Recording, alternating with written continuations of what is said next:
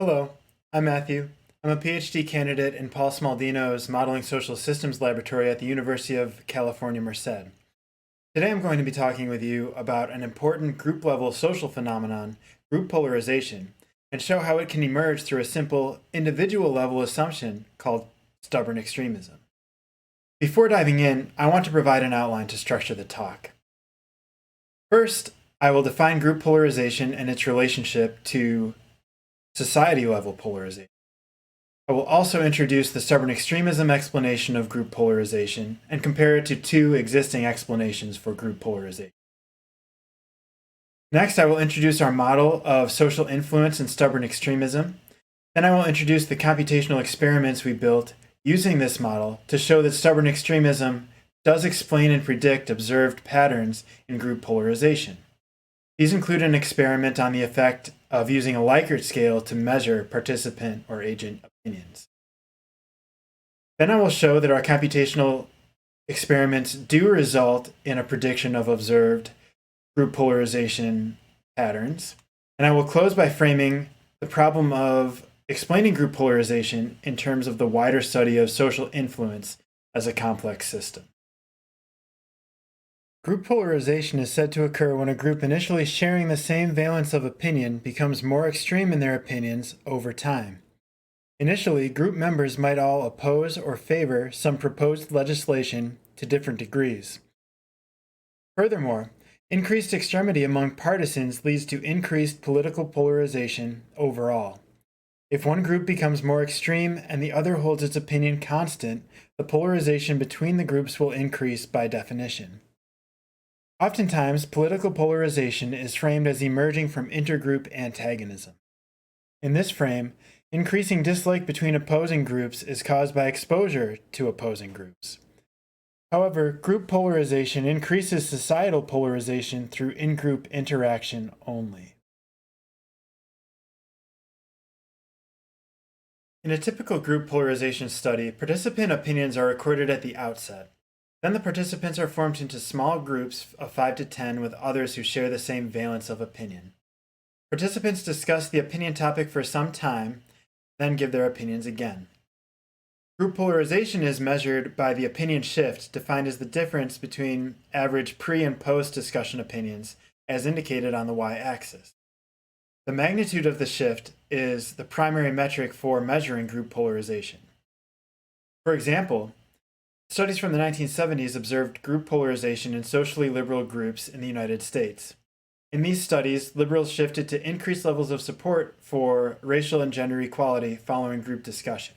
I know of no recent group polarization studies focused on these sorts of opinions. It seems the time is right for a replication study using these topics. There is an important pattern seen in group polarization. Opinion shifts are positively correlated with the initial group extremity. If a group is more extreme to begin with, they tend to undergo larger opinion shifts. This could accelerate political polarization. The slope of this line is analogous to acceleration in physics. This effect could also be harnessed to promote social good, such as increased racial and gender equality. Now, any model of group polarization, or social influence more generally, should predict this trend. Our stubborn extremism model is the only one, to my knowledge, that predicts this trend. Aside from stubborn extremism, what other explanations are available? First, there is social comparisons theory, which assumes that most people have extreme views but do not express them for fear of violating a social norm. When individuals see others expressing extreme opinions, though, say through behavior like carrying guns in public, they sense that their extreme opinions actually would fit with societal norms. Unfortunately for this theory, anonymous survey responses reveal that most people are not extremists. Another explanation is persuasive arguments theory, which assumes that one's opinion extremity is proportional to the number of arguments one can produce in favor of their valence of opinion. One major problem here is that there is no clear way to argue for a moderate position other than knowing arguments from each side. Furthermore, arguments and opinions may be connected, but the causal relationship is not clear. Establishing a causal relationship between knowledge of arguments and opinions would require further empirical justification. To review, The purpose of this talk is to computationally demonstrate that stubborn extremism leads to group polarization. The stubborn extremism assumption is a simple cognitive assumption that predicts both the group polarization opinion shift and the observed positive correlation between opinion shift and initial group extremity. Now I will introduce the model and computational experiments that operationalize and support the stubborn extremism explanation of group polarization. First, we represent opinion extremity as a continuous value between 0 and 1. Here, agent A is significantly more moderate or less extreme than agent B. We assume that, in the range of possible opinions, agents will always be attracted to one another's opinions, indicated by the blue arrows. The amount of attraction is proportional to the distance between agents. Stubborn extremism reduces the effects of social influence. The degree of reduction is proportional to an agent's opinion extremity. In this case, A is quite moderate, so A updates its opinion the full extent specified by social influence. B is rather extreme, so its opinion changes much less than A's did. In our computational experiments, 25 agents were randomly initialized with opinions drawn from a normal distribution with varying means mu and a standard deviation of 0.25. Varying the mean of the initial opinion distribution was the primary experimental manipulation we used. Means were drawn from values of 0.2, 0.3, 0.4 on up to 0.8. We ran 100 trials per mean. The outcome measure is the shift in mean group opinion, the opinion shift. All agents in a group influence one another. And 2,500 agents are selected with a replacement from the population to update their opinions in random order to approximate the duration of a group discussion. We also model what happens to opinion shifts if we do not measure agent opinions directly as continuous variables, but instead model opinion measurement on a Likert type scale. To do this, we bin each agent's continuous opinion into one of 4 Likert bins. We only need to use 4 because in group polarization experiments, participants share the same valence of opinion within a group. After initial pre-discussion and final post-discussion opinions are binned, the average for each is calculated. The difference of these binned opinions is the opinion shift. Now that we have covered how the model works and what computational experiments we ran, I will show the results from our computational experiments. The results are shown at left, where each dot is the opinion shift from a single trial. Dots are jittered around each of the 7 initial mean opinions we used, indicated on the x-axis in the figure. There are 100 trials per initial mean opinion. The y-axis is the opinion shift. We see that there are significant opinion shifts across initial means. The model also predicts the positive correlation between opinion shift and initial mean opinion.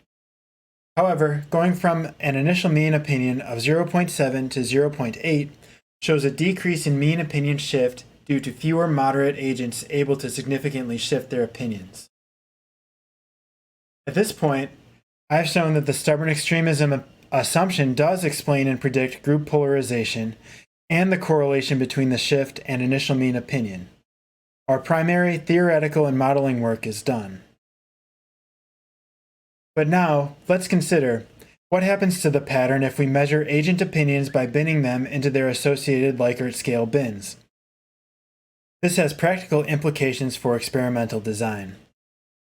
Here, the mostly monotonic trend in opinion shifts is broken, and many individual shifts are distorted compared to their continuous measurement counterparts shown at right. Some trial results have even shifted sign, where instead of increased extremism, the Likert bin shift showed decreased extremism, represented by a negative valued shift.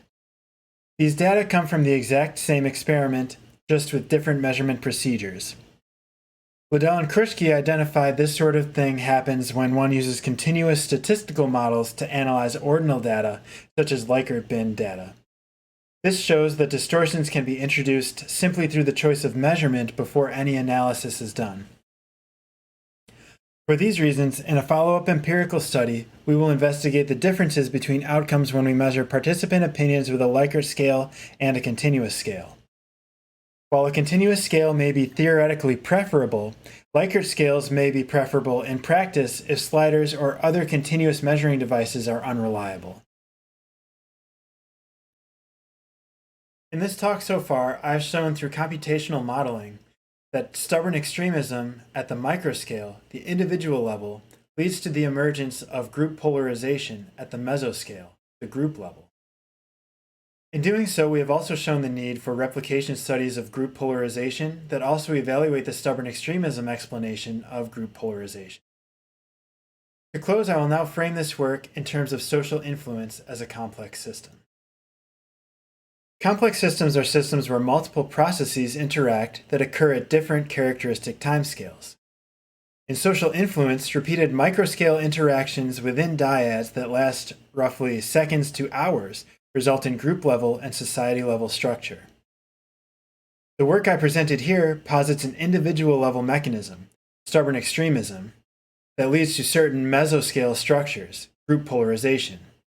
These mesoscale structures can influence macroscale, society-level structures and processes.